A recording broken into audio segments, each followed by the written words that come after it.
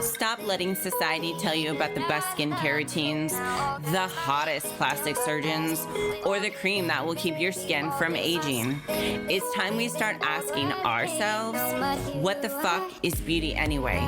If we remove all the IG filters, is there more to a beautiful face than just skincare? Well, I'm here to share it with you, and hell yeah, there is. My name is Jen Carrasco. I have been an esthetician, as well as a high-level fitness competitor, and an all-around badass for over a decade. And I need you to know there is way more to keeping your mind and body clean than just a cream. Join me each week as I cut the BS out of getting healthy, caring for ourselves, and caring for our skin. I share real tips, real ingredients, and real experience. Now let's get some answers on what the fuck is beauty anyway. What's up, gorgeous people? So today I want to talk about the basic shit on skincare. So a lot of people are confused and they think they have to use all these slew of products and that they have to do, like 10 steps in their skincare routine. So I'm here to tell you that that is a bunch of BS. We are going to go over a lot of just your basic 3 steps of skincare. Now, I am going to say that a lot of us do need serums. A lot of us do need more enzymes in our routine weekly. So those are things that need to be added on, but it's not something that you have to do if you feel like your skin is at a great condition. Pretty much great skin is not simply a matter of the DNA. Your daily habits, in fact, have a big impact on what you see in the mirror. But depending on which product reviews you read, doctors you consult, there is a dizzy shit in your head of number of opinions on everything that's out there. So from how to moisturize to protect your skin from UV radiations to everything else that you can possibly think from under the sun of social media. So ultimately, caring for your skin it's just simply personable. So everybody is so different with their skin. Today, we are going to go over just some 3 basic skincare routines that you have to be doing. So this is something that you need to sort through all the fucking noise that you hear in your head and just know that these 3 basic things are what they come down to. So the 3 main steps are cleaning, toning, which are balancing, and moisturizing of the skin. So cleaning the skin is, of course, washing your face. Toning is balancing the skin. Moisturizing is hydrating and softening the skin. The goal of any skincare routine is to tune up your complexion. So it's functioning at its best, and it's also troubleshooting or targeting any areas you have concern or you want to work on. Beauty routines are an opportunity to notice changes within your skin. As your skin shifts with age, your products will shift as well. Also, your products will shift depending on if it's cold or if it's hot outside. Allow these 3 basic steps that I'm giving you today to fortify your skin on the grounds of your basic skincare. So, like I tell my clients all the time, you need to give it time. There's many patients that walk in and say, I've been using this acne treatment or hyperpigment treatment for a week to 2 weeks, and I'm not seeing a result. Everybody in this day and age wants a quick fix. It doesn't happen. You cannot gain 30 pounds and lose it in a week. It's the same thing with skincare, basically. So like I said, there's no such thing as an instant fix. You need time to reap all the benefits. Results are only seen through constant use. Generally aim to use a product over at least 6 weeks, once to twice daily to notice a difference. This is my tip of the podcast today, you guys. With any skincare products, apply in order of consistency, from thinnest to thickest, meaning if you have a serum, the molecule in a serum is smaller, so it's going to penetrate quicker and faster. So you do not want to put a moisturizer on and then a serum, because a moisturizer acts as a barrier. So it goes over the surface of your skin to hydrate, to do everything else. The molecule structure in a moisturizer is too big. It's not going to penetrate the tissues of the skin. So always a serum, then a moisturizer. Okay, so let's get down to the next phase of washing your face. So it is the most basic and essential step of any skincare routine. Our skin comes in contact with amazing amounts of environmental pollutants, dirt, and other factors each day that should be gently removed. So I always suggest my clients to wash their face twice a day, morning and night, to avoid clogged pores, dullness, and acne. Now, there's a catch-22 on that. If you have sensitive to dry skin, wash your face only at night. Use water in the morning. The reason why I say that is because you want your natural lipids, your oil production to hydrate the tissues of the skin.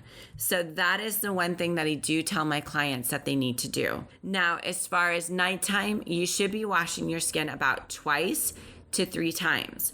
First time to get up makeup and debris, second time to get in a little deeper. Now, for those clients that use a little bit more face makeup, you might need a third wash. So if you use a heavier coat on your skin, just know that it's definitely beneficial to pop in that extra wash. Another thing that I wanted to go over is the right formula for your skin. I wanted to go over what I think that you need as far as cleaning your skin without stripping your skin of the essential oils or the healthy oils that your skin has. Oily skin or acne-prone skin, I always tend to push them into a foaming liquid or a gel liquid. Now, my last podcast went over ingredients that you need to watch. So with foaming ingredients, there is one ingredient in there that you need to watch and stay away from because it will totally dehydrate the surface tissues of your skin and irritate you. So now with acne-prone skin, you definitely need to wash in the morning and 2 to 3 times at night. A foaming liquid or a gel is the best. Dry, red, sensitive, mature skin, these all go into a category. I always say a cream, a lotion, an oil, or a melting balm. The reason why a cream or a lotion is because it will hydrate the tissues of the skin while cleaning it. Just make sure you get them that actually will properly clean the tissues of your skin and get that makeup off and not just soak it in deeper into the tissues and cause more aggravation. So with a cream or a lotion, you really want to look for a glycerin or a shea butter probably that will wipe away the impurities. Not necessarily. It could be something with like a light enzyme. Just think of oil that will absorb into your skin, not something that sits on the surface. And we'll go into it, but that's more like a coconut. A lot of people are into, doing coconut oil on the skin. It actually is not really good for the skin. So you want an oil that will absorb into the skin. You also think oil absorbs oil. So oil will break down oil. And a melting balm. And with that one, just something that is definitely going to dissolve and pull that makeup out of there. So let's go into non-comedogenic and what that means. I like this term because it's funny, all these marketing people out there say, oh, it's non-comedogenic. And here the consumers are, like, what the fuck is that? It's a bunch of BS. But anyway, this term frequently appears on product labels and is used by skincare experts, but not always defined in simple, clear language. So here's a lowdown. If a product claims to be non-comedogenic, it means that it shouldn't clog the pores or trigger acne. So get this. The claim is not regulated by the FDA. So, however, many companies do their own internal tests to determine whether a product should be considered comedogenic or not. So, common known ingredients are coconut oil and cocoa butter. Typically, the fewer ingredients a product has, the easier it is to determine if it will cause any reaction. So I always go into looking at ingredients, but we'll go on that on another podcast. So let's talk about toners. So toners, in my essence, bring back mindset of the 80s, of the stinging astringents, the alcohol-based products that dry up the skin and the oil. It's supposed to take over the leftover dirt following your cleansing. Anyway, nowadays we know how harmful that is for the tissues of the skin. So today's formulas, however, have evolved quite a bit. Think of it as a supplement. I always think of a toner as a balancing supplement. So what it's going to do is it's actually going to help. It's like an extra shot to get those nutrients into the skin. You would spray your skin with a balancer and then you would apply your serum, and that would penetrate in deeper into the tissues. Plus, it balances your pH of your tissues of your skin. So your normal pH of your skin is a 5.5. So a lot of times I like a balancer that has a little bit more of a 5.5 because it's going to hydrate those tissues without giving you that excess oil in your skin. So it can be a good way to add in a specific ingredient that you may not have in your other products, or add in another layer of a skincare replenishment. A toner or a balancer, I say, should be going on after your cleansing protocol. And then it allows your serums to penetrate into the skin a little bit more. You know, your retinols, your vitamin C's, and then you would put on your moisturizers after that. So let's get into moisturizers. The most basic function of a moisturizer is to hydrate and soften the skin tissues. Essentially, moisturizers assist in preventing water loss through outer layers of the skin. They can also complement the naturally found protective oils and other building blocks within the skin. This is one product that I highly recommend using year-round depending on your skin types. Skin naturally loses the ability to retain moisture as we age, and daily activities such as washing can strip natural hydrators from the surface. So let's talk about how the fuck do you pick a moisturizer? Everyone needs a moisturizer based on their skin type. Oily skin, I always push to a gel moisturizer, or if their skin is severely oily, I actually just let them use a balancer, which is a toner that's more hydrating, that will kill bacteria but hydrate their tissues. So a gel moisturizer is more of a water-based option that's lightweight and absorbs quickly into the skin. So for a normal or combination lotion, I would do a lotion. This is your classic moisture level. It feels moisturizing gel, but generally absorbs pretty well. It's not really thick on the skin. It's not a huge layer. Dry skin, I tend to do more of a cream or a soft cream. It's more of an oil-based or a heavier than lotion. It's a thicker consistency. Inflamed and sensitive skin, I actually do a balm. Now, inflamed and sensitive does not mean acne. I will never put a balm on acne skin. The reason why a balm is because it's great for dry skin. It acts as a barrier. It like sits on the surface of the skin to where, pollutants from the environment, things like that, they cannot hit or damage the skin. So it blocks all that. So the next thing I want to talk about is the difference between a day and night cream. So a cream you apply in the morning are equipped to protect your skin from the environmental aggressors. You'll face it when you leave the house. Many contain antioxidants to minimize ultraviolet radiation. They typically have a lightweight consistency. Night creams, on the other hand, focus on repairing and damaging that you might have picked up the ingredients, like that will have a retinol in it. It will help to speed up the cellular turnover. So it's going to focus more on repairing your skin at nighttime. These creams are also replenish moisture levels, which naturally dip into the evening with emollients that often create a rich and thick texture. Now, no, this is more for your normal to dry and aging clients. You don't want to put somebody on a heavier cream that has acne.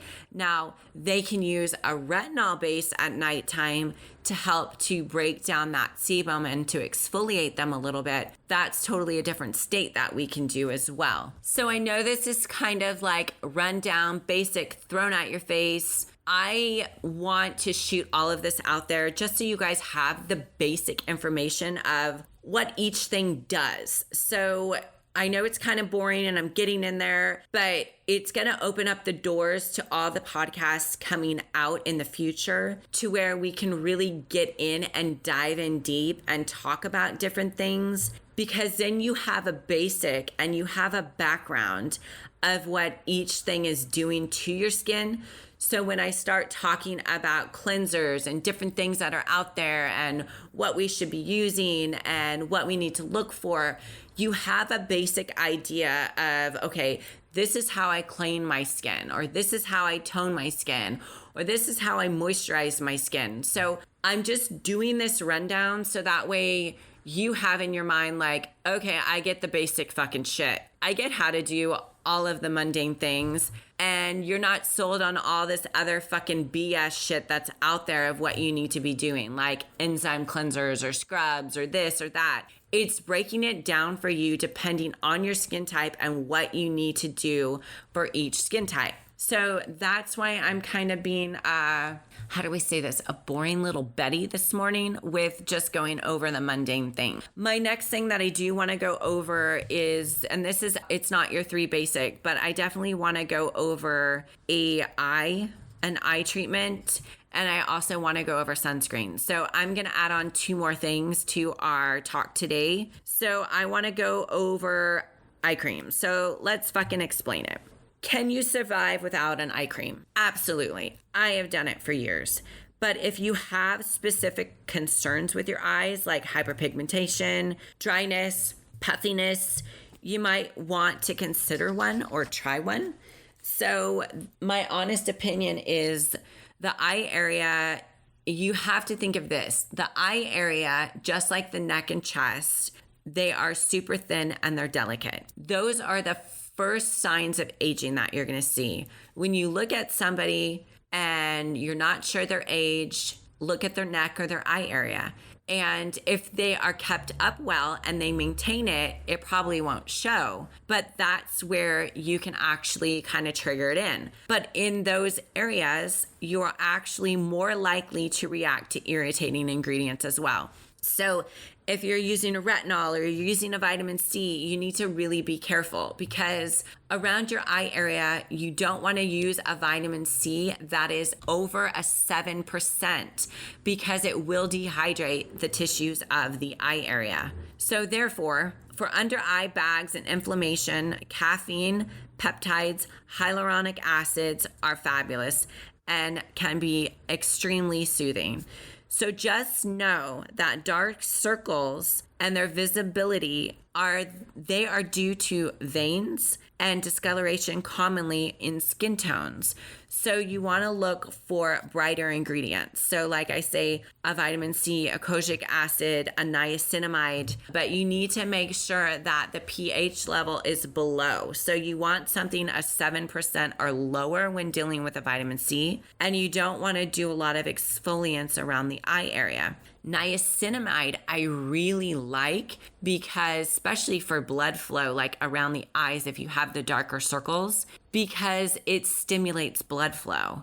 So it will actually really help to get that blood flow out of there a little bit. So I'm going to give you a little tip for under the eye. I want you to steer clear of retinols under the eyes.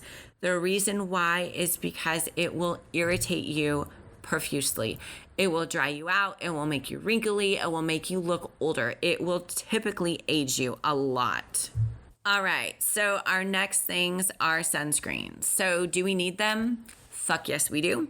Sunscreen is a huge thing. Now, there's 2 flip sides to sunscreen, and we'll get into that. But honestly, hands down, the most crucial skincare product that you need is a sunscreen. Daily and consistent sunscreen use will help to prevent the development of fine lines, wrinkled, textured imperfections, and changes of the appearance of pores over time. Have you ever noticed that you start to get those little like moles on the skin that are forming as you get older in like your late 30s? That is due from sun exposure.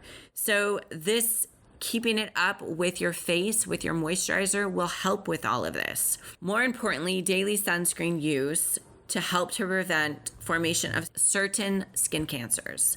To make it easy to remember, experts and myself, we always think of a broad spectrum of sunscreen. So I always say to do probably a 30.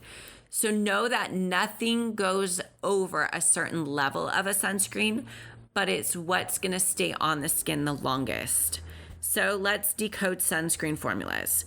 There's a lot of debate over which sunscreens are best and the safest for your complexion. You have two types of ingredients and formulas.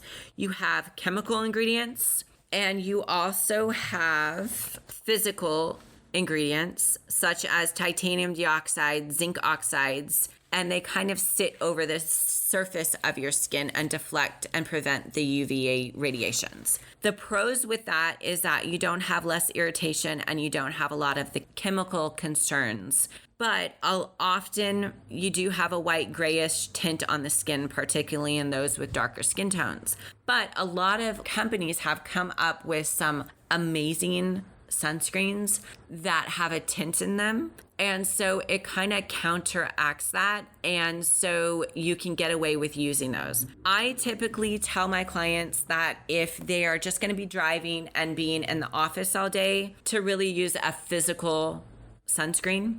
But if you're going to be out in the sun constantly or, going on vacation or whatever, I would probably do a chemical sunscreen or a mixture of both. The reason why is because it will sink into the skin way more and it will stick there longer. So the only thing is you're going to have definitely a lot more chemicals in that than you will with the other one. Consider this your rule of thumb. Always apply sunscreen 30 minutes before sun exposure, and always apply it 2 hours if you're definitely constantly in the sun.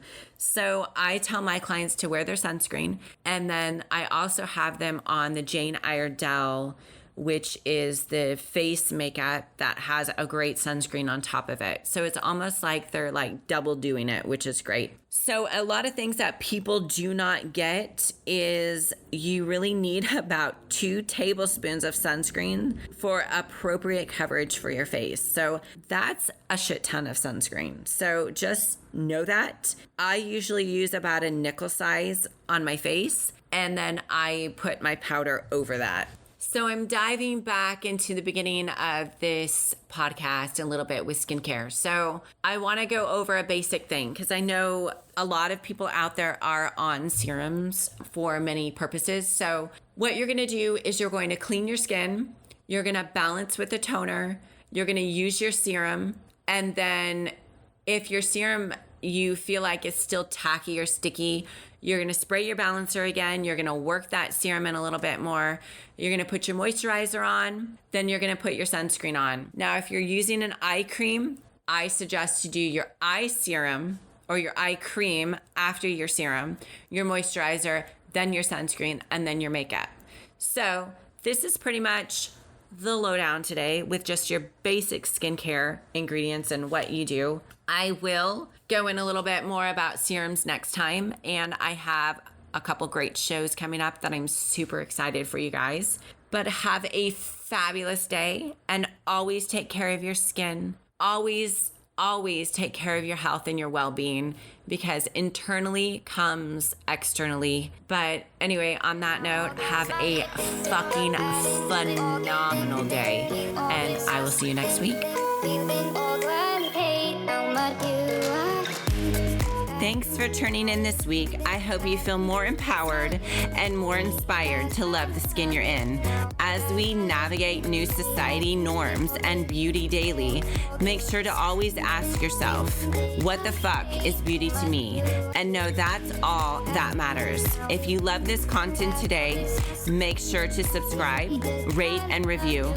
Follow me and get more info on my guests at viragostudio.com. Yes, I said it, viragostudio.com. And that's the shit. See you on the next episode, beauties.